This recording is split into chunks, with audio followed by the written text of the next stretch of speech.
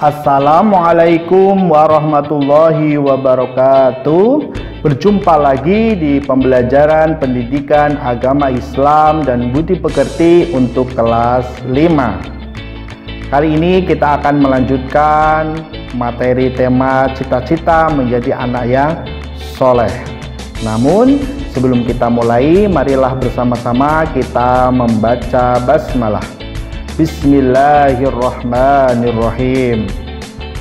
Pada pertemuan yang lalu kita sudah belajar tentang jujur.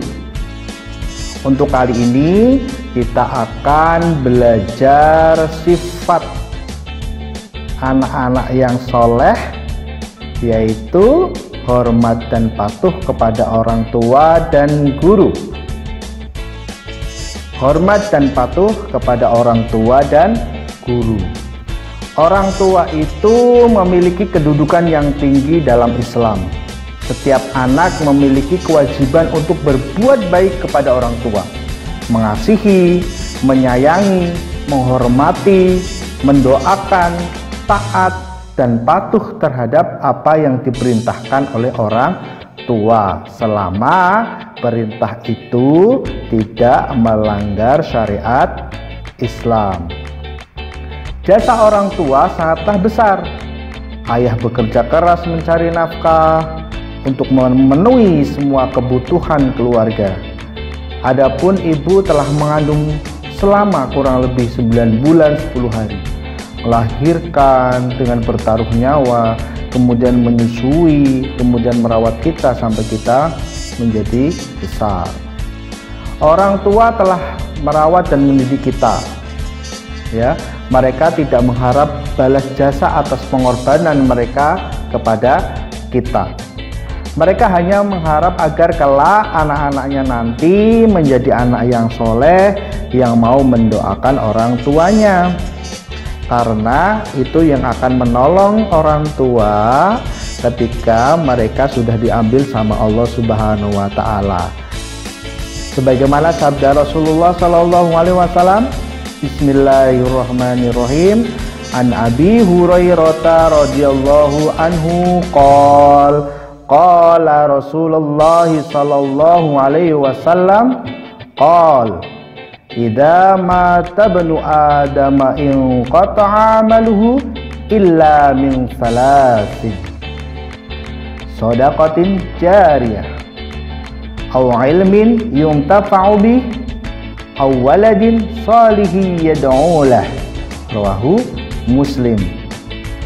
Dari Abu Hurairah radhiyallahu anhu, dia berkata, Rasulullah sallallahu alaihi wasallam bersabda, apabila anak Adam, manusia telah meninggal dunia, terputuslah semua amalnya kecuali 3 berkala, yaitu sedekah jariah, ilmu yang bermanfaat, dan anak soleh yang mendoakan kedua orang tuanya.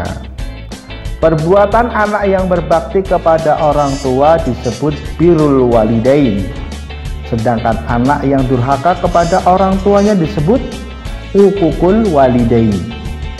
Sikap yang mencerminkan rasa sayang, hormat, dan patuh kepada orang tua diantaranya adalah sebagai berikut. Orang yang hormat dan patuh kepada orang tuanya, yang pertama, dia selalu mendengarkan segala perkataan dengan hormat dan rendah hati. Kemudian yang kedua, tidak mengucapkan perkataan dan tidak membentak atau memarahi kedua orang tua.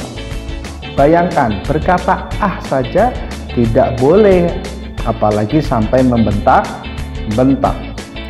Kemudian berpamitan atau minta izin ketika akan pergi keluar rumah, ingin kerja kelompok, ingin bermain, dan lain sebagainya. Kemudian dengan ikhlas membantu pekerjaan orang tua semampunya.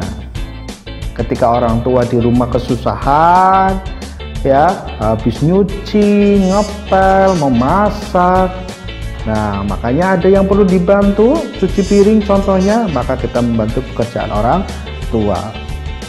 Kemudian yang terpenting adalah ketika orang tua kita sudah diambil sama Allah Subhanahu wa taala, maka yang harus kita lakukan sebagai anak yang hormat dan patuh adalah kita mendoakan kedua orang tua kita, ya.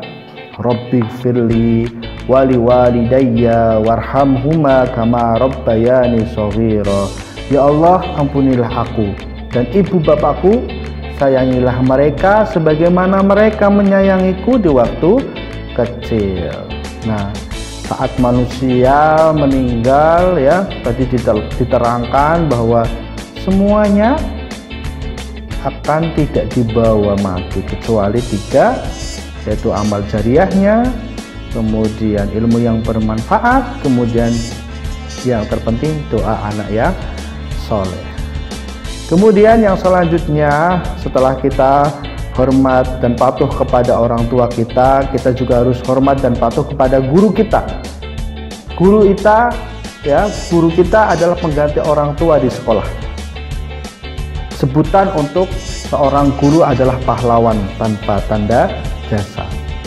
Dari seorang guru kita mendapatkan ilmu pengetahuan. Mereka mengajari kita, ya, membimbing kita untuk selalu beribadah, membaca Al-Quran, untuk sholat 5 waktu, dan lain sebagainya. Jadi apa yang harus kita lakukan kepada guru kita? Kita harus melakukan hal-hal yang baik. Contohnya, berbicara dengan sopan dan lemah lembut kepada guru kita. Memberikan salam ketika bertemu dengan guru kita. Assalamualaikum Pak, Assalamualaikum Bu, ketika kita berjumpa di jalan atau di suatu tempat. Kemudian kita tidak sombong, tidak merasa paling pintar.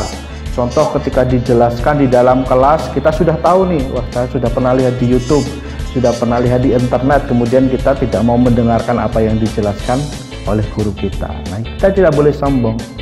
Kemudian kita juga harus taat dan patuh kepada perintah guru. Waktu menghormati guru tidak hanya sebatas di kelas atau di sekolah saja, tetapi juga sepanjang ilmunya di dada kita atau seumur hidup kita. Hubungan guru dan murid tidak ada putusnya sampai kapanpun. Maka tidak ada istilah mantan guru, karena gurunya yang dahulu itu tetap sebagai guru kita, karena ilmunya selalu mengalir, menancap di dada kita, ya, yang kita amalkan setiap hari. Insya Allah kita dan guru-guru kita juga akan mendapatkan pahala dari Allah Subhanahu wa ta'ala. Nah, demikian teman-teman untuk materi kita hari ini, yaitu tentang hormat dan patuh kepada orang tua dan hormat dan patuh kepada guru. Semoga kita semua dimudahkan sama Allah Subhanahu wa ta'ala untuk selalu berbuat baik. Demikian, marilah kita tutup perjumpaan kita kali ini dengan membaca hamdalah. Alhamdulillahirabbil alamin. Wassalamualaikum warahmatullahi wabarakatuh.